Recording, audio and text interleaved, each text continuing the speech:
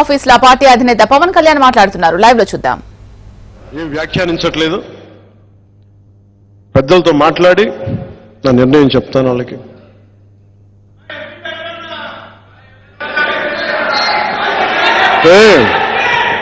అంటే సీఎం అంటే central minister ఆ మాట కోసమా మీరు? చేద్దాం ముందు కాదు, కొంత నేలని ఇక్కడ కడుగుతాం. ఇక్కడ కొంత పార్టీ నిర్మాణం ఎలా జరగాలి,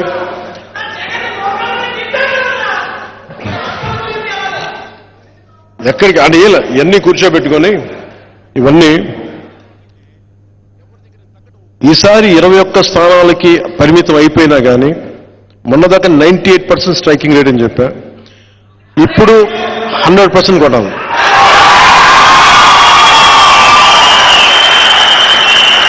పొత్తులో ఉన్న మద్దతుదారులకి, తెలుగుదేశం మద్దతుదారులకి, భారతీయ జనతా పార్టీ మద్దతుదారులకి ఈ సభావేదికను పురస్కరించుకుని, అలాగే మన మద్దతుదారులందరికీ ప్రజాస్వామ్యాన్ని నిలబడాలని కాంక్షించే ప్రతి ఒక్కరికి కూడా నా విన్నపం,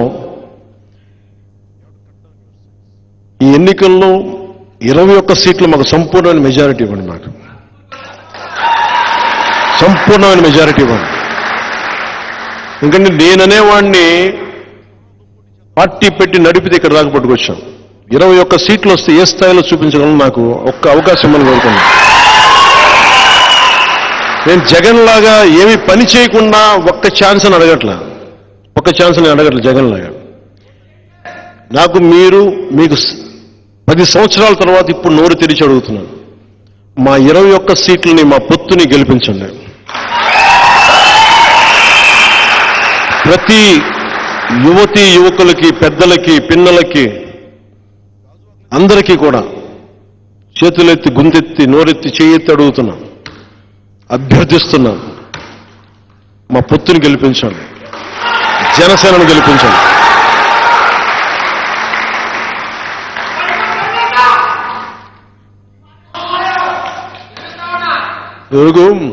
ముగింపు వాక్యాలుగా ఇల్లేమో దూరం అని చెప్పాను కదా, ఇప్పుడు 10 సంవత్సరాల తర్వాత అధికారం అనే ఇల్లు కనుచూపు మేరలో ఉంది. ఒకప్పుడు దీపం లేదు, కానీ ఇప్పుడు చేతిలో వెలుగులు విరజమ్మే కాగడా ఉంది. గుండెల నిండా ఒక పవన్ కళ్యాణ్కే కాదు ధైర్యం, మొత్తం సమూహానికి. మనం కాకపోతే ఇంకెవరు, జనసేన కాకపోతే ఇంకెవరు. సో మనస్ఫూర్తిగా మీ అందరికీ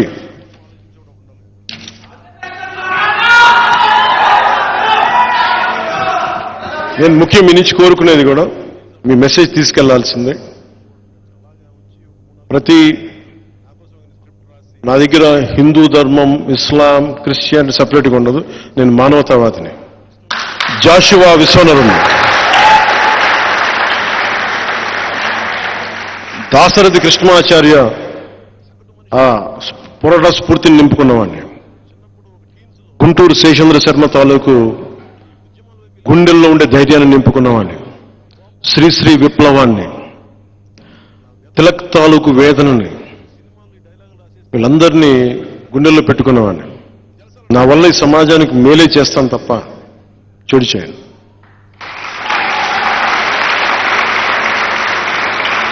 ప్రధానమంత్రి గారు కూడా నేను ఎంత నలిగానో నాకు తెలుసు.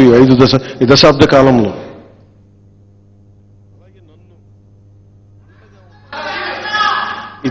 కాలంలో ఎంత నలిగానో నాకు తెలుసు. ఈ 5 సంవత్సరాల్లో ఆంధ్రప్రదేశ్ సుస్థిరత కోసం ఎంత తపన పడ్డానో నాకు తెలుసు. ఈ రోజున భారతీయ జనతా పార్టీ మన పొత్తులోకి రావటం వల్ల జగన్ తోకను కట్ చేస్తున్నాం. ఈరోజు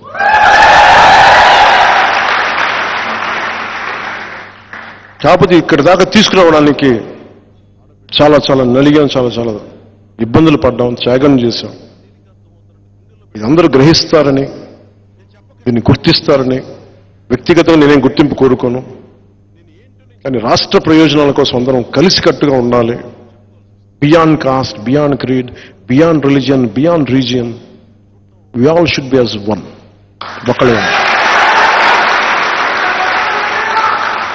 మనస్ఫూర్తిగా మనస్ఫూర్తిగా మీ అందరికీ, ఏ యువతకైతే ఉపాధి అవకాశాలు లేవో, ఏ మహిళలకైతే ఎంటర్ప్రెన్యూర్స్గా కావాలో, మధ్యతరగతి మహిళలు ఏం కోరుకుంటారో, వారికి ఏం చేయాలి, స్కూల్కి వెళ్ళే ఆడబిడ్డలకి టాయిలెట్ సౌకర్యాల దగ్గర స్కూల్ సౌకర్యాలు కానీ, అన్ని కులస్తులకి అండగా ఉండేలాగా నేను ఎప్పుడు మీకు అందుబాటులో ఉంటాను. ప్రతి ఒక్కరికి చెప్తున్నాను. ఈ రోజున నేను జనవాణి కార్యక్రమం ఈరోజు అధికారంలో లేనప్పుడు ఈరోజు తిరిగాం. రేపొద్దున అధికారం వచ్చినప్పుడు కూడా ప్రతి నెల జనవాణి కార్యక్రమం పెడతాం. మా వాళ్ళు తప్పు చేసినా, అది మీరు నా దృష్టికి తీసుకొస్తే మేము కరెక్ట్ చేసుకుంటాం. ఇక మనస్ఫూర్తిగా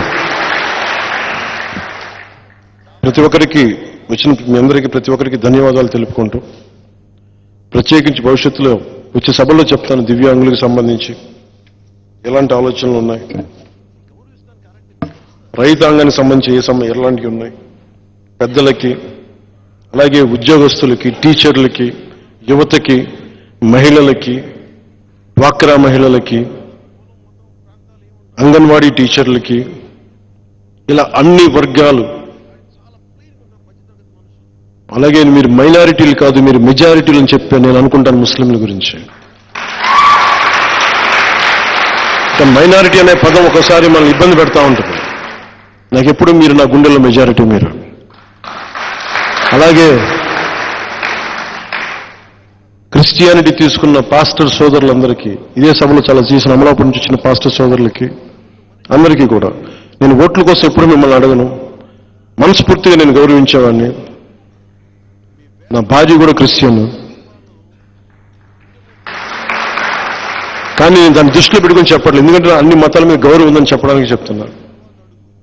కానీ మనస్ఫూర్తిగా అందరూ బాగుండాలని కాంక్షించేవాడిని, కోరుకునేవాడిని. మీరు అండగా నిలబడతారని ఆకాంక్షిస్తూ, ఇదివరకు గెలిచినా ఓడినా మీ వెంటే ఉంటాను అని చెప్పేవాడిని. ఇప్పుడు గెలుస్తున్నాం, గెలిచే తీరుతున్నాం, మీ వెన్నంటే ఉంటాం.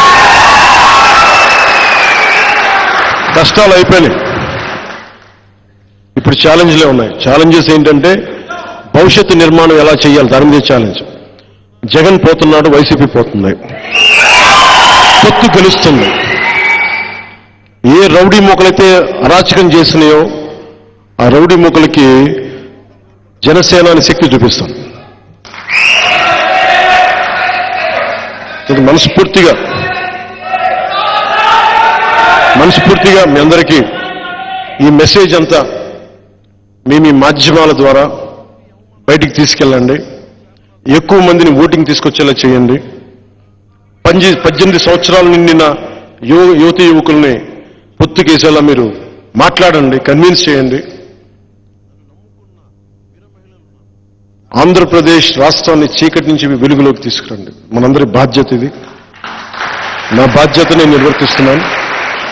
మీ బాధ్యత మనందరి బాధ్యత ఎవరి కాళ్ళు నిర్వర్తిద్దాం. సోషల్ మీడియా గురించి, సోషల్ మీడియా ఒక గ్రేట్ టూల్. అది కత్తిని తీసుకెళ్లి జగన్ చేతిలో పెడితే బాబాయ్ని చంపేస్తాడు. సజ్జల్ గారా నాకు తెలీదు, నాకు చాలా కాంప్లికేటెడ్ తీరుస్తున్నాను నాకు తెలీదు. అది బాబాయ్ గారు చనిపోయారు. అంటే సోషల్ మీడియా టూల్ అంటే కత్తిలాంటి, దాంతో కూరగాయలు చేసి కట్ చేసి కూరపప్పు వండుకోవచ్చు, బతకచ్చు, ఎదుటి మనుషులు పొడి చేయొచ్చు, కోడి కత్తితో కూర్చొని డ్రామాలు కూడా చేయొచ్చు. కానీ సోషల్ మీడియా సచ్ టూల్. నేను ఎందుకు సోషల్ మీడియాలో కూడా చాలా అరుదుగా వాడతాను, అవసరమైన మేరకే వాడతాను. ఫాలోవర్స్ కోసం ఈ పిచ్చిగా నేను చేయలేను. నేను లైక్స్ కోసం, డిస్లైక్స్ కోసం నేను చూడను. కాకపోతే social media is the greatest tool. ఒక తెల్ల పేపర్ ఇస్తే, దాని మీద ఒక కవి రాస్తే, శ్రీశ్రీ రాస్తే మహాప్రస్థానం వస్తాయి, జగన్కి ఇస్తే బూతులు వస్తాయి. So social media such a great tool. మీరు విదేశాల్లో కూర్చొని, ఎక్కడ కూర్చొని ఇక్కడది మీరు నిర్ధారించకండి. సోషల్ మీడియాని ఎంతవరకు వాడాలో అంతవరకే వాడండి. Social media has become a menace in a way. చచ్చిపోతున్నారు చాలా మంది, నలిగిపోతున్నారు. అది ఈ పొలిటికల్ రైవల్స్కి అది వెపన్ అయిపోతుంది. మన వాళ్ళకు కూడా చెప్తున్నాను, మీరు ప్రత్యర్థులను తిట్టేటప్పుడు కూడా ఒకవేళ మీరు భాషని తట్టుకోలేనంత తిడితే మటుకు ఇందుకు తిడుతున్నామని వాళ్ళకి పోస్ట్ చేయండి, తప్పక తిడుతున్నామని. అంతేగాని మీరు ఎదురుపడిపోయి చిన్నపాటి కామెంట్ నేను తిట్టినా కానీ కొంచెం భరించండి పాలన. మా అయితే ఏం జరుగుద్ది, మీరు ఒకటే ఆలోచించండి, ఆకాశం మీద ఉమ్మేస్తే ఎక్కడికి వెళ్ళదు. మహా అయితే కుడి కన్ను మీద కానీ ముక్కు మీద కానీ పడతాయి. అంటే వాళ్ళు అవి చేసిన దాన్ని బట్టి.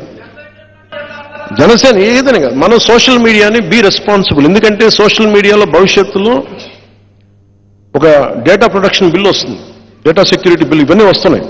అందువల్ల ఇప్పటి నుంచే దీన్ని మనం క్రమబద్ధీకరణ చేసుకుంటే it would be great tool. అలాగే ఆర్టిఫిషియల్ ఇంటెలిజెన్స్, ఏఐలో పాపం ఎవరు ప్రధానమంత్రి గారు కూడా చెప్తున్నారు, ఆయన కూడా కూర్చోబెట్టి చేసే స్థాయిలో ఉన్నాయి. ఎవరో మకానికి తగిలించేసి ఇవి కూడా జరుగుతాయి. Artificial intelligence has become such a menace. ఇవన్నీ దృష్టిలో పెట్టుకొని, ఇవన్నీ ఎందుకంటే అంటే ఫాల్స్ ఇన్ఫర్మేషన్, డిస్ఇన్ఫర్మేషన్ చాలా ఎక్కువ ఉంటుంది, మిస్ఇన్ఫర్మేషన్, డిస్ఇన్ఫర్మేషన్. దాంట్లో భాగంగా మీరు ఎవరన్నా సరే నన్ను తిట్టగానే వెంటనే మావాడు చేశాడు, మావాడు మనమే పబ్లిసిటీ చేస్తున్నాం. మీరు చేయకండి, నిర్ధారించుకోండి. అలాగే మన మీదే కాదు, ఈవెన్ వైసీపీ మీద వచ్చినా కానీ ఇది వాస్తవం అవాస్తవమా కాదా నిర్ధారించుకోండి. ఎందుకంటే మనం దాన్ని భరించద్దు. దాన్ని తప్పైనప్పుడు మటుకు మొత్తం మీద పడిపోండి, అది తప్పులేదు. కానీ అనవసరంగా మనం కూడా దాన్ని పెంచి పెద్ద చేయకండి. చాలాసార్లు నా దృష్టికి వైసీపీ నాయకులు జగన్ గారి ఇంట్లో విషయాలనే చెప్తా ఉంటారు, వచ్చి ఇంట్లో విషయాలు చెప్తాను. నేను అడుగుతాను, ఫస్ట్ మీరు వాళ్ళ దగ్గర పనిచేస్తున్నారు, అది తప్పు అనిపిస్తుంది. నేను అలాంటి వాళ్ళు కలవనని చెప్తాను. ఇప్పటి నుంచి 2009 నుంచి నాకు తెలుసు, రాజశేఖర రెడ్డి గారికి సంబంధించి పనిచేసే వాళ్ళు నా దగ్గరికి వచ్చి ఆయన గురించి ఇలా చెప్తా ఉంటే, ఫస్ట్ ఆయన మీకు జీవితం ఇచ్చాడు, జీతం ఇచ్చాడు. ఆయనకి ద్రోహం చేసినవాడు మళ్ళీ నాకు ద్రోహం చేయని గ్యారంటీ అని అవసరం వెళ్ళిపోయాను. అందుకని అంటే ఇలాంటివి ఉంటాయి. అందుకని మీరు ఇవన్నీ కూడా సోషల్ మీడియాలో let us be very very responsible. ఆ మోడస్ ఆపరేండి లేదంటే కోడ్ ఆఫ్ కాండక్ట్ ప్రోగ్రామ్ ఏదో మీరు, నేను ఎన్ని రూల్స్ చెప్పినా కానీ పాటించేది మీరే. నేను నా రూల్ పాటిస్తాను. నేను ఫాల్స్ ఇన్ఫర్మేషన్, డిస్ఇన్ఫర్మేషన్, మిస్ఇన్ఫర్మేషన్ నేను పోస్ట్ చేయను. ఏదైతే చెప్పదలుచుకున్నానో ఎంతమంది అటాక్ చేసినా బలంగా ధైర్యంగా చెప్తాను. సో దీన్ని దృష్టిలో పెట్టుకొని use it is a great tool. మీ అందరికీ సంబంధించి let us have one Janasena umbrella. ఇది శతఘ్ని అనేది ఒక జనసేన అంబ్రిల్లా. దీంట్లో జనసేన మెంబర్షిప్ ఉన్నా లేదా నాకు అనవసరం. ప్రజాస్వామ్యాన్ని ఆకాంక్షించే ప్రతి ఒక్కరు దీంట్లో భాగస్వాములే. సో మీరందరూ శతఘ్ని కింద వస్తాను మనస్ఫూర్తిగా తెలియజేసుకుని నాకు ఈ ఆపర్చునిటీ ఇచ్చిన మీ అందరికీ కూడా ధన్యవాదాలు తెలుపుకుంటూ, ఏ దేశం ఎగినెందుకు కాలిన పొగడరాని తల్లి భూమి భారతిని అంటాం. అలాంటి భూమాతకి, అలాంటి భరతమాతకి ధన్యవాదాలు తెలుపుకుంటూ నేషనల్ యాంథమ్ని ఒకసారి పెడతాం. దయచేసి నుంచోం.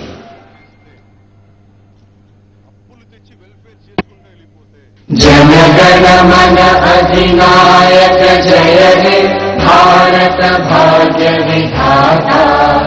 पंजाब सिंध गुजरात मराठा द्राविड उत्कल बंगा। विंध्य हिमाचल यमुना गंगा उच्चल जलधि तरंगा।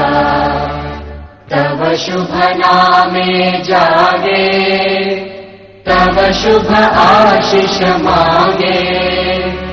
गाहे तव जय गाथा जन गण मंगलदायक जय हे भारत भाग्य विधाता। जय हे जय हे जय हे जय जय जय जय हे।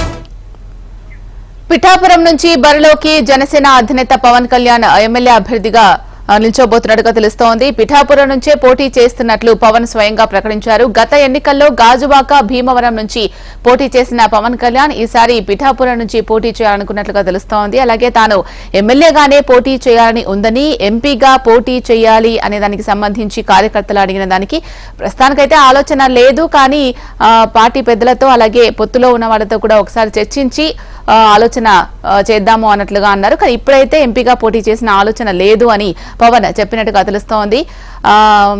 ఇంకా దీనికి సంబంధించి పూర్తి అప్డేట్స్ అందించడానికి మా ప్రతినిధి కాంతి లైవ్ లో సిద్ధంగా ఉన్నారు. కాంతి, చెప్పండి, ఈసారి పిఠాపురం నుంచి ఎమ్మెల్యేగా పోటీ చేయనున్నట్టుగా తెలుస్తోంది జనసేన అధినేత పవన్ కళ్యాణ్. యాశీల, పిఠాపురం నుంచే నేను ఎమ్మెల్యే అభ్యర్థిగా పోటీ చేస్తున్నాను అంటూ జనసేన ఆవిర్భావ సభ వేదికగా పవన్ కళ్యాణ్ ప్రకటించారు. అయితే మంగళగిరి పార్టీ కార్యాలయంలో ఈ రోజు ప్రకటన ఉంటుంది అని చెప్పినప్పటికీ పవన్ కళ్యాణ్ ప్రకటించే సీటు పైన ఇంకా స్పష్టత రాలేదు అనే వార్తలు అయితే వచ్చాయి. నేపథ్యంలో ఈ రోజు పవన్ కళ్యాణ్ ఆవిర్భావ సభ వేదికగా ఏదైతే తన కార్యకర్తలకు నాయకులకు ఒక దిశానిర్దేశం చేస్తున్న సమయంలో తను ఎమ్మెల్యే అభ్యర్థిగా పిఠాపురం నుంచి పోటీ చేస్తున్నానని ప్రకటించారు. దీంతో పాటుగా ఎంపీగా పోటీ చేసే ఉద్దేశం నాకు లేదు, అంత ఇంట్రెస్ట్ కూడా లేదు, దానికి సంబంధించినటువంటి ఆలోచన చేస్తాను, కానీ నాకైతే ఎమ్మెల్యే అభ్యర్థిగానే పోటీ చేయాలని ఉంది అంటూ పవన్ కళ్యాణ్ తన ఏదైతే ప్రకటించడం జరిగింది. అయితే ఎమ్మెల్యే అభ్యర్థిగా పోటీ చేస్తాను, ఖచ్చితంగా పిఠాపురం నుంచి పోటీ చేస్తున్నట్లుగా కూడా ప్రకటించారు. అయితే ఉత్తరాంధ్ర పైన అలాగే ఉమ్మడి తూర్పు గోదావరి జిల్లా పైన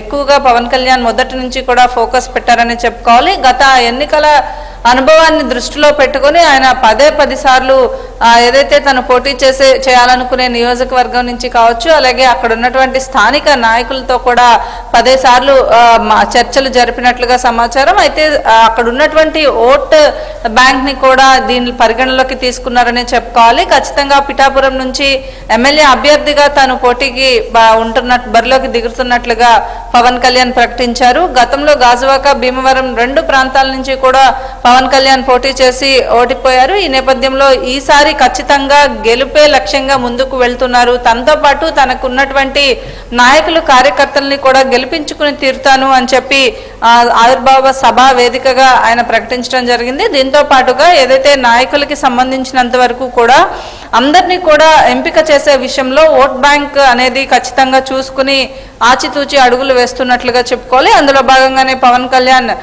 తను పిఠాపురం నుంచి పోటీ చేస్తున్నట్లుగా ప్రకటించారు. షీలా, రైట్. థ్యాంక్ యూ కాంతి.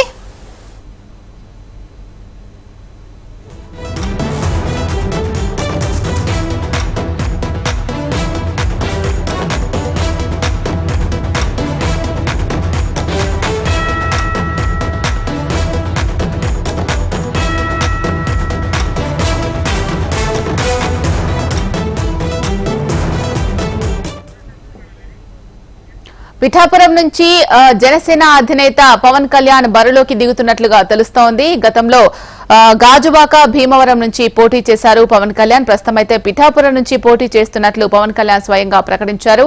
గత ఎన్నికల్లో గాజువాక భీమవరం నుంచి పోటీ చేయడం జరిగింది పవన్. అయితే 2 చోట్ల కూడా ఓడిపోయారు. ఆయన ఎమ్మెల్యేగానే పోటీ చేయాలి అని ఉంది అని కార్యకర్తలతో మాట్లాడే సందర్భంలో చెప్పడం జరిగింది. ప్రస్తుతం ఎంపీగా పోటీ చేసే ఆలోచనకు సంబంధించి అయితే ఆ విధంగా ఆలోచన లేదు. ఎంపీగా పోటీ చేసే అంశంపై పెద్దలతో మాట్లాడి నిర్ణయం తీసుకుంటా అని పవన్ తన కార్యకర్తలకు చెప్పడం జరిగింది.